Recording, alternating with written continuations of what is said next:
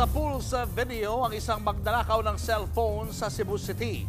Pag-amin pa ng suspect na gawa lang daw niya ang krimen para magkapera para makapanlalaki. Nasa frontline ng balitang yan ang ating News 5 Visayas correspondent John Aroa. Todo post pa na parang model ang customer na yan sa Cebu City. Happy pa siya sa video na naging susi kaya ito siya at nakakulong ngayon. Ang kasalanan niya, pagnanakaw para raw makapanlalaki. Sa CCTV ng isa pang convenience store, kitang rumampa ang suspect. Saktong tulog ang bantay. Kaya naman, walang kaabog-abog niyang kinuha ang cellphone sa lamesa.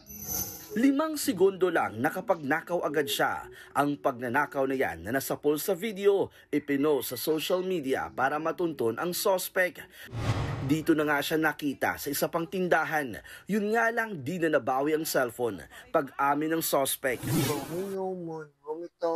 Ginastos ko sa mga barkada ko at aliw ko ng lalaki ako. Mura lang, 150 lang. Sa ngayon, nakakulong siya sa Mambaling Police Station at maharap sa reklamong pagnanakaw. Nagbabalita mula sa frontline, John Aroa, News 5 Visayas. Mga kapatid, Julius Babaw po. Iba na ang may alam at may pakialam sa panahon ngayon. Para sa frontline ng mga balita, mag-follow at mag-subscribe sa social media pages ng News 5.